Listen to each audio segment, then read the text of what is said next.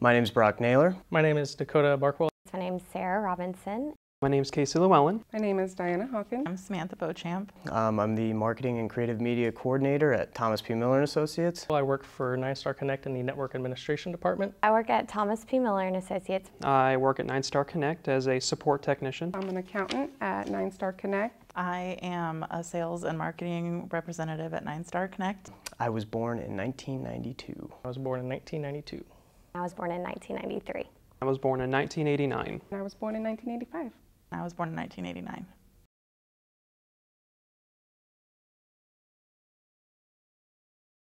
So I would identify with having a very global view of the world, as a lot of millennials do. I would say that I tend to be very liberal on policies, which a lot of millennials are. Yeah, and then I'm just, in general, progressive thinking, forward thinking.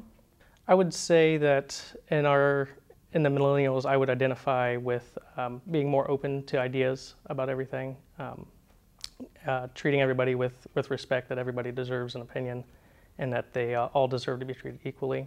I also believe that technology is pretty strong in our generation. We definitely depend on that. Definitely, I identify with the stereotype of liking or loving technology. I have my phone out all the time. I love social media. I like staying in contact with people and knowing what they're up to.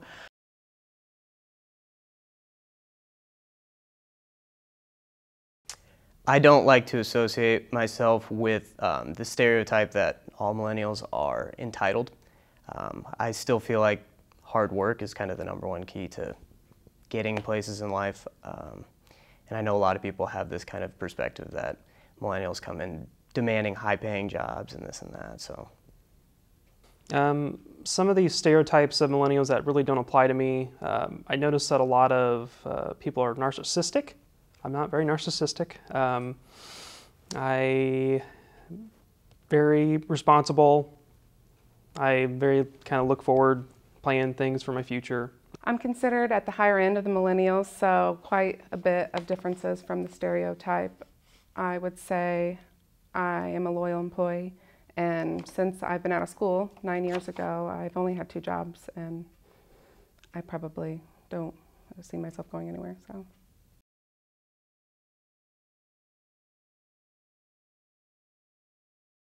I do think that corporate social responsibility is very important, and I do try to shy away from companies that I don't think are supportive of progressive ideas, who are known for not fairly paying their employees. It's a huge turnoff, I think, whenever you know a company really gives big raises to their CEOs whenever they haven't given raises to their employees.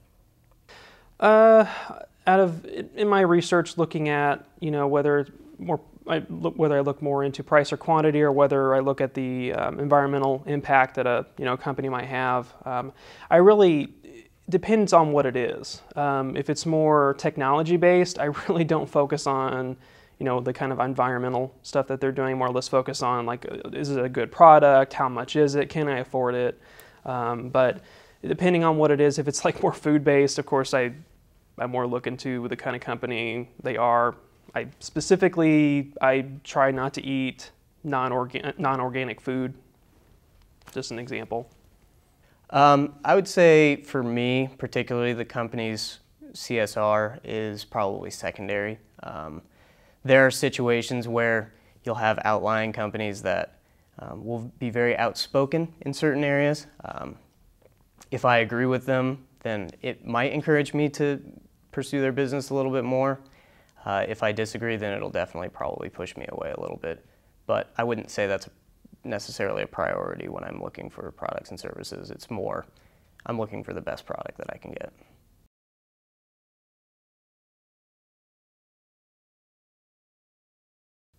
I guess for starters, I really like like the workplace community. Like at 9 Star, it's really friendly, and like you can walk past somebody in the hallway and they're just as likely to like say hi and how was your weekend as they are if you like stop in their office and ask about like the update on a project or anything like that. Respect between coworkers as well as like bosses and their subordinates is really important. To just have that respect level says a lot about a company and how they feel about their employees. I love when a company is interested in the communities that like they support or that they sell to. That's really important. Not a lot of companies do that anymore. And so that's definitely something that's unique to find. One thing that I think is very important in the work environment is flexibility. So just allowing for creativity to get a job done in the way that best suits you, and really just feeling like you have, that you're empowered by your employer to, you know, do things your own way, and really just no overly strenuous rules and things like that. In a workplace, I would look for somewhere that treats their employees with respect, that pays a decent wage, and that gives pretty decent benefits as well, and basically just treats their employees like human beings, knowing that they have an opinion and they have a right as well.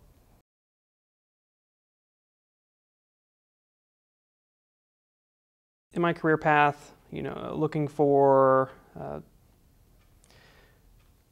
either looking for more into financial security or more meaningful work. Getting out of college really has been my focus to find something that's more financially secure, just because of all of these bills that I have to worry about now that I'm out of school. Now, of course, I look for things to be meaningful, and I find meaningful things in my jobs, but really I focus on just something where it's more financially stable. So, of course, money. Financial security is more important to me than meaningful work, only because without financial security, I don't have the ability to do anything meaningful.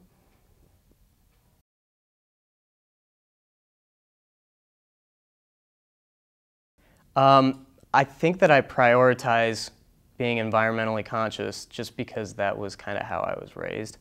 I know that it stands true with a lot of the people that are in my age group, that it's more just kind of a subconscious thing that you recycle. I also grew up in an area where it would be unheard of to throw bottles in the trash can. So it was just more of a process of that's how I was raised and that's how I grew up. But I still recognize the importance of kind of doing your environmental part. I'd have to say I'm pretty bad about going green. Probably the best thing I do is I don't have like a whole bunch of water bottles. Like I use cups, you know, like Tervises or whatever, or coffee mugs. But I don't have an electric car. I don't recycle even though I know I should. So I guess, yeah, I'm not very good at being environmentally conscious.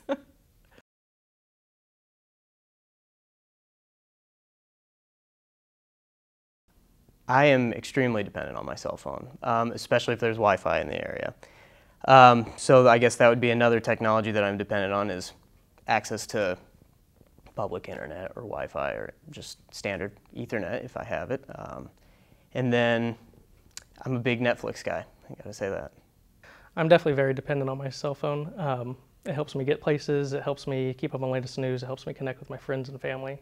So in that regard, it's definitely important. And just because of my field, I'm also pretty engrossed in technology as well. I'm very dependent on my cell phone. I also use my computer and my iPad probably every day, both at work and at home.